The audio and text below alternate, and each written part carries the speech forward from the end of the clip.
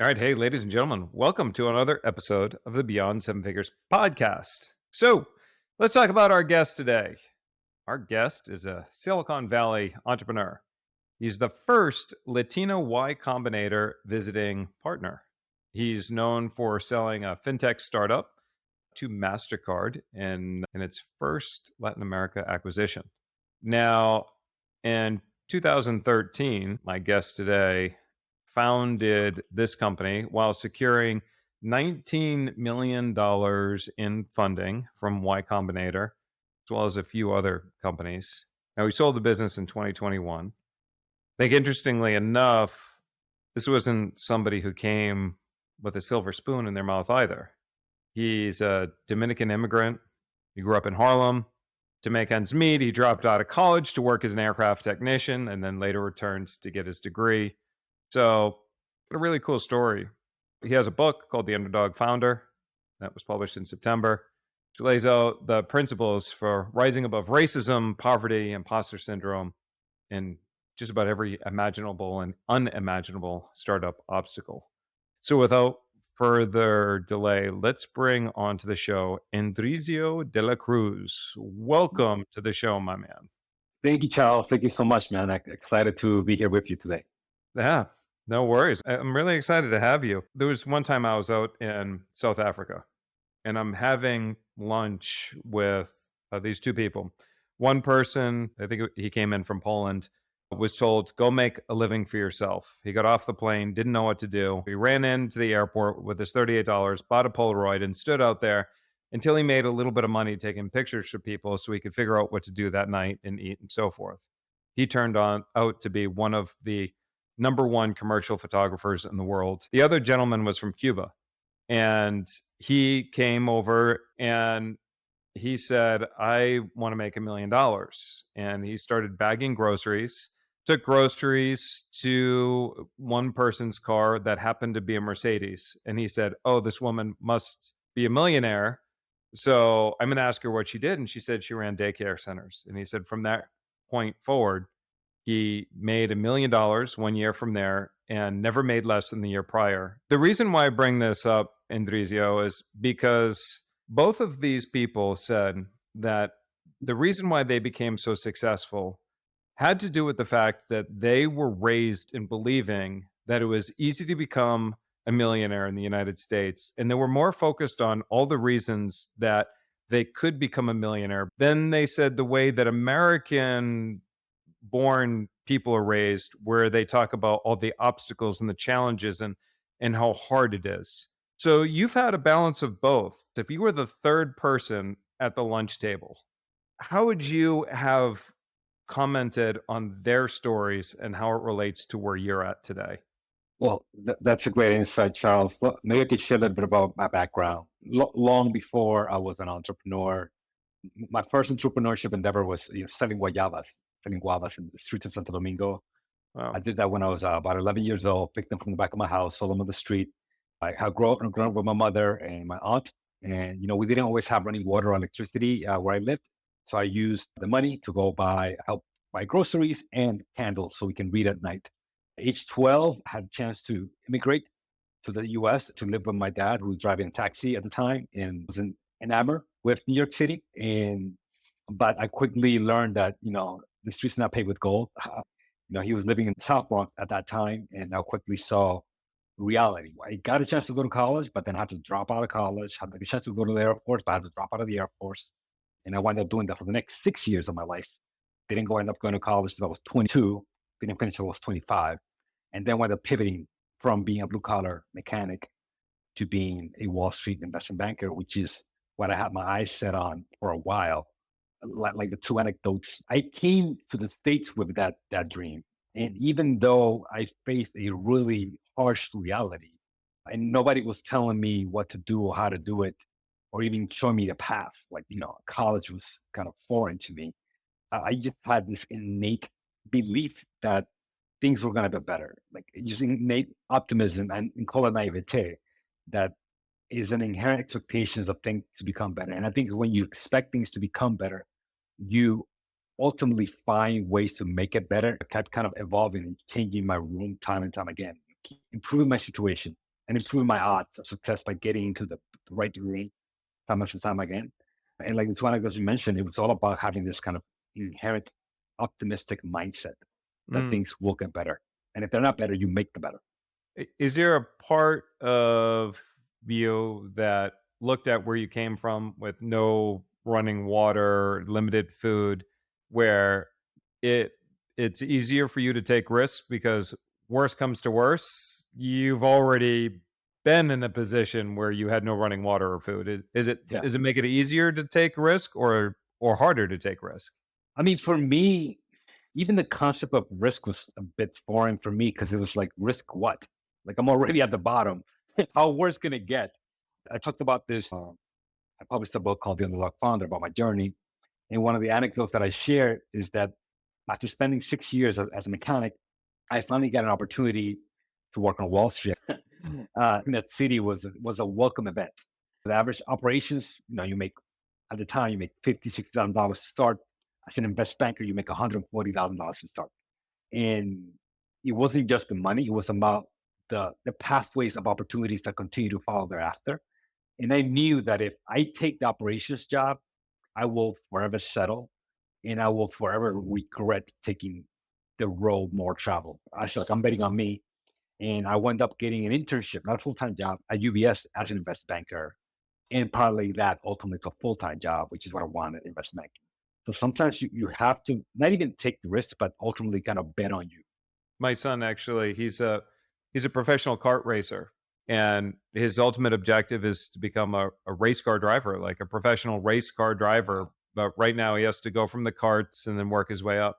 But he said to me the other day, he said, "Dad, I will age out of racing, but I won't age out of going to college. Would you be okay if I gave it my all to be the best racer I could be, which means I skip college?" How do I say no to that? That's- Yeah. He could be the next Max Verstappen or Lewis Hamilton, who knows? So you went to college, you did all this other stuff. I mean, you got your MBA. So the value that college adds towards entrepreneurial success is that question. How much did your degrees help you in your success? I think it helped me quite a lot, not in the way most people would think. It doesn't really work that way. But here's the difference, Charles. In the education that I received, Wharton versus education I received, at community college. Well, I'm grateful for it. It was that of mindset. It was that of immersing yourself in a culture of people that have a success mindset and Oh, are willing to help each other.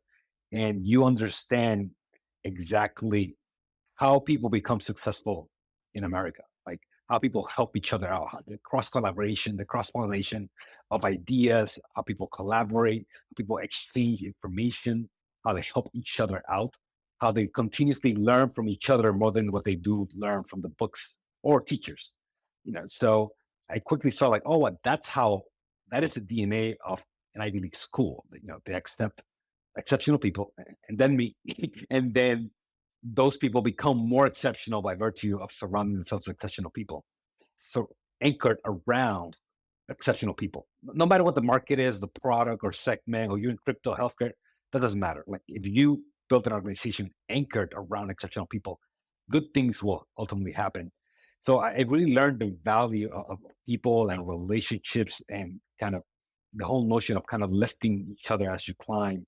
that's a phenomenal point. One of the things that I make it a point to do is about once per quarter, I'm traveling somewhere in the world to just mastermind with some really extraordinary people. And you're so right. And I actually didn't think about it that way in college. I went to Babson, had a great education, but the cool thing is that every time we were at lunch, we were talking about different business opportunities or something that happened in the news with one business or another. And so you just got ingrained. And then everybody there had high hopes and high aspirations. If you didn't go to college, do you think you could have been as successful as you are now if you found a mastermind, a peer group, a group of successful people that were, encouraging each other to step up their game?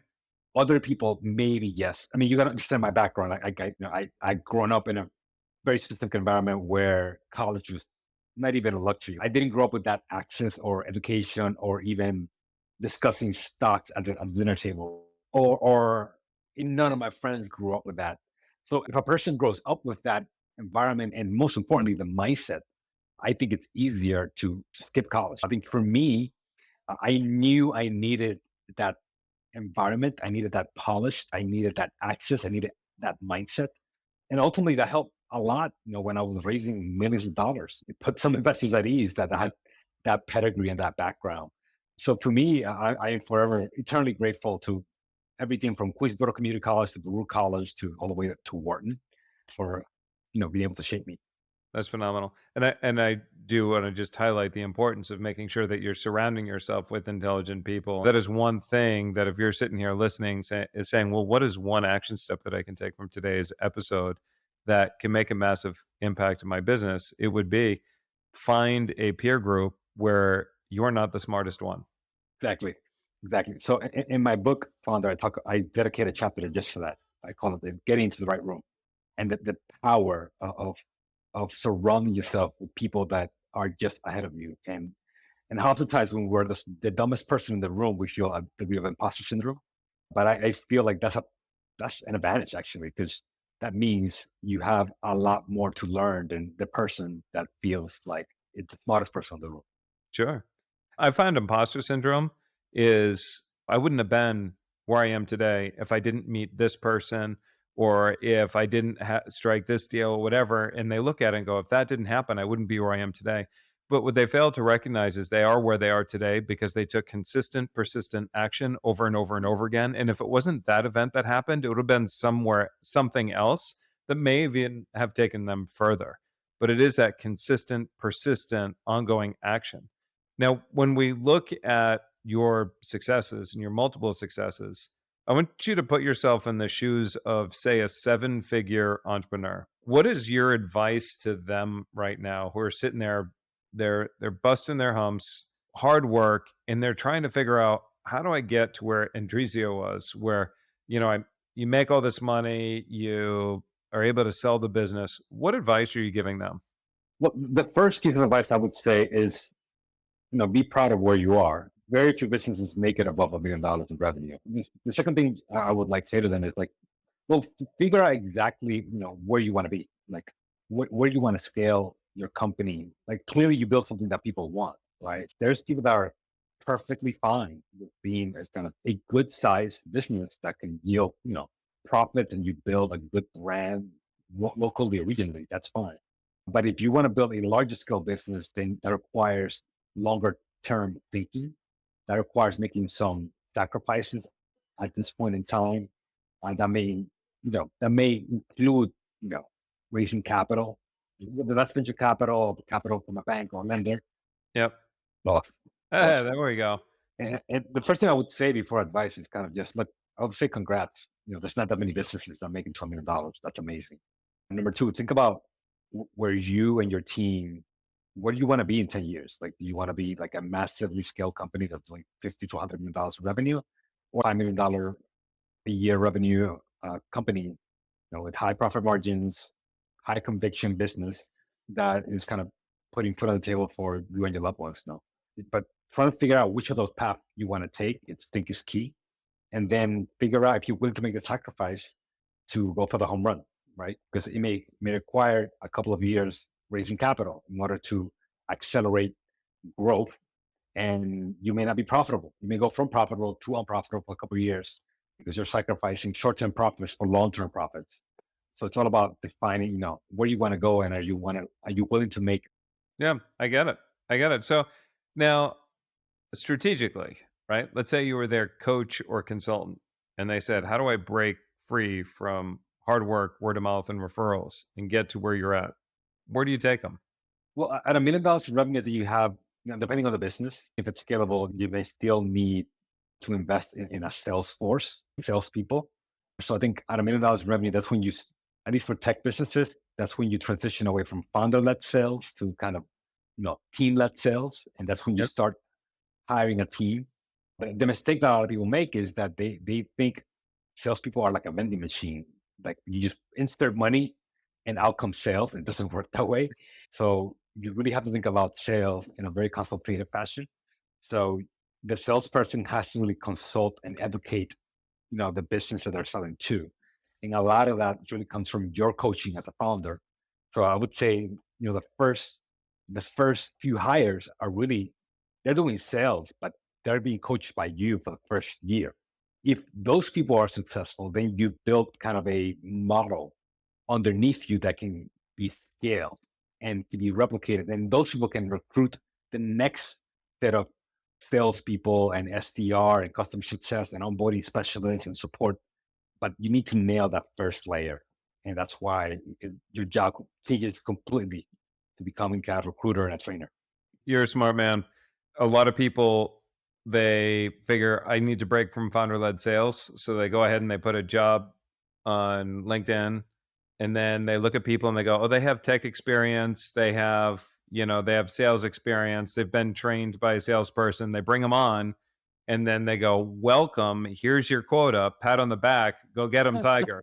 And then they Yeah. can't sell. And then they let the person go and they bring on somebody else and they Yeah. repeat that Yeah. cycle a few different times. Then ultimately they Oh, yeah. come back And and that's, go, I think our product is so complex that I'm the only one that can sell it. But they're missing the whole point. yep. That narrative, that anecdote is very common. And I'm just saying because I did it, because I Right. made that mistake. But your product is so complex to sell, like maybe you have to roll, maybe it's time to change some things, right? True. Uh, And it's especially tough because a lot of founders have that subject matter knowledge. So they would sit there and they would say, so how can I help you today? And then you open up the conversation and it can go a million different directions. So with sales, you can keep rapport and leading the dance. Typically, CTOs such as yourself, they're usually coming to us asking themselves one of three questions. Which one of these sound most like you? And then you lead them into a conversation. And this way, the salesperson only really has to be trained on three different presentations. It makes it super mm, simple as opposed to super complex. One of the most successful companies in the world, Walmart, right? They got to be, I think, one of the top 10 largest companies. How'd you land Walmart? yeah. When Arcus was already at scale, we became kind of the bill payments platform for Mexico, like the de facto platform where everyone that wanted to launch a fintech consumer app had to use us. When you launch a fintech consumer app, there's like 4 or 5 products that you need, like banking account, credit card, debit card, and we just own the bill pay space. So, but the way we got with them is we're experimenting, and they had innovation groups, and we just started kind of being their guinea pig. And they launched a consumer fintech app called Kashi in Mexico to be kind of a neobank, and it wound up taking off, and we were kind of their bill payments API in the background. And then it helped a lot because once other banks and other big companies saw that, they wanted to be a part of that as well, and they would ask, "Hey, who are you using in the background?" It sounds like this is them. They heard about us, and one led to the other and the other, and wound up kind of started working with like virtually everyone. So here's what I heard, and please correct me if I'm wrong. What I heard is that you created a category in and of itself. So you became the category leader as opposed to trying to compete with a whole bunch of other people. You created your own category. And then from there, Walmart wasn't your first client. You built a business showing proof of concept and created a lot of momentum through a lot of other people. So maybe you started with smaller companies, they're a little bigger, and then eventually got your way onto the enterprise roadmap and made it a little easier for you to sell enterprise. Exactly, exactly. I think your point on segmentation and creating your own category is key. I cannot emphasize that enough. In the book, I talk about maybe one thing at a time, and how a lot of founders make the mistake of doing the opposite, of trying to be all things to all people. And I made the mistake of thinking, bill pay. Let's face it, it's not the funnest thing, but we all have to pay bills. It was really hard to do well at scale, and it was hard to provide a good bill pay experience in Mexico at the time. And we just wound up kind of like doubling that and really owning that. And I'm not gonna say we did it on purpose at the beginning. I like to say that, but almost serendipitously wind up kind of like really owning that market, and so big that Mastercard had to come and buy us. So when you said you didn't do it on purpose, what did you start doing?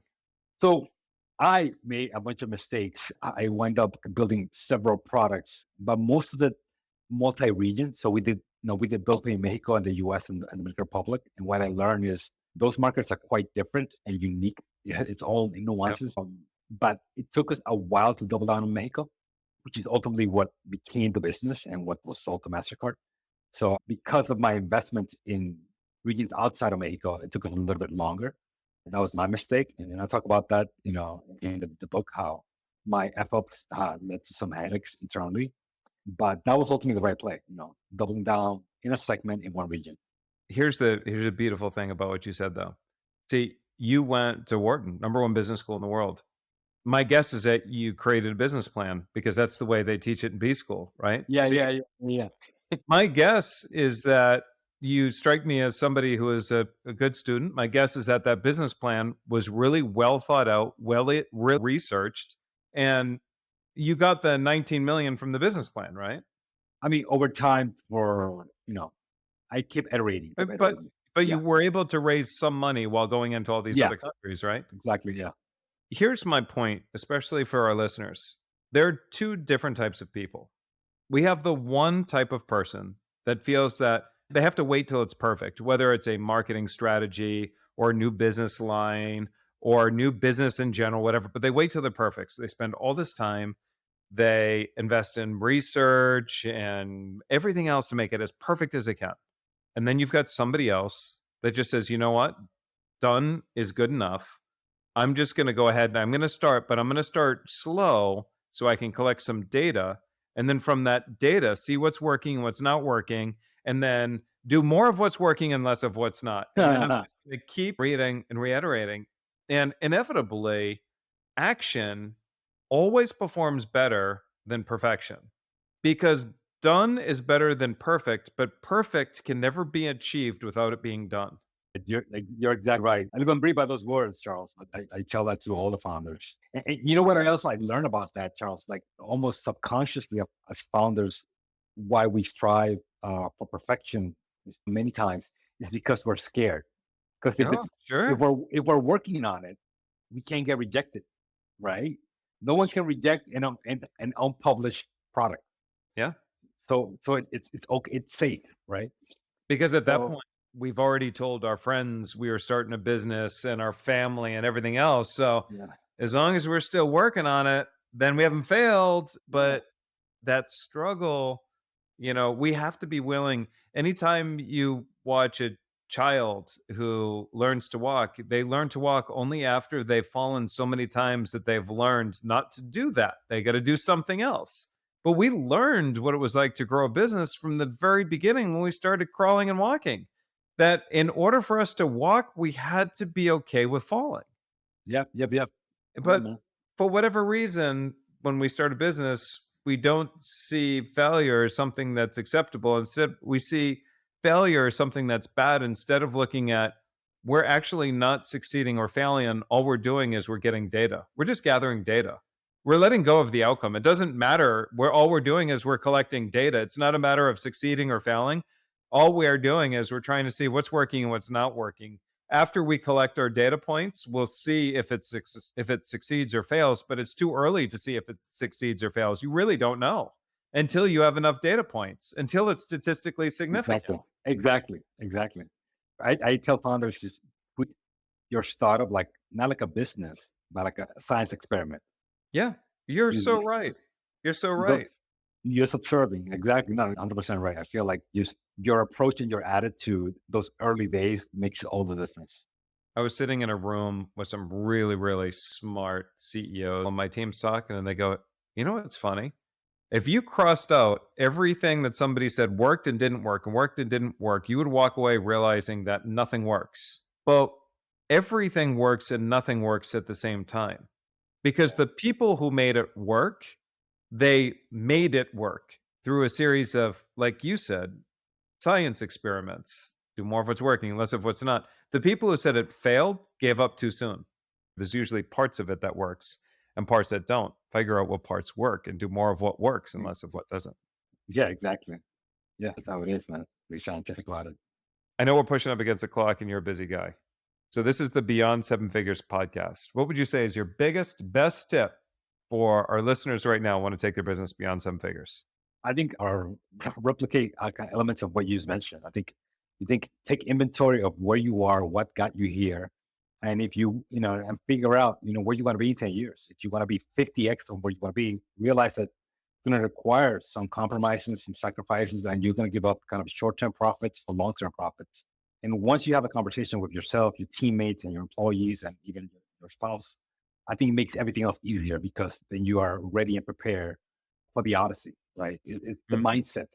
got it. Awesome. Let's say people want to learn more about you, the work you do, your book. Where do we take them? They can go online on Amazon.com and just type Underdog Founder and they'll find me there. Go pick it up, take a read. Awesome. So that's Underdog Founder. Now, are you on socials as well? Yeah, I'm on LinkedIn, Edrizio De La Cruz. Just type Edrizio, there's only one. There we go. Edrizio De La Cruz. And that make sure you also grab a copy of his book, The Underdog Founder. So we talked a lot in today's episode, from Edrizio's journey of success, the importance of surrounding yourself with really intelligent, smart people, everything from what it takes to break from founder-led sales to scaling a business. We covered different topics about done is better than perfect and treating your business a little bit as a science experiment, as Indrizio likes to say. It's a really wonderful episode. I'm really excited to pick up a copy of his book. I'm certain to learn a few things in there as well. Now, for more tips, strategies, and information on taking your business beyond seven figures, also remember to check us out at predictableprofits.com. Again, that's predictable.com. This is Charles Gadet with my new friend, Indricio De La Cruz, and I will see you in another episode.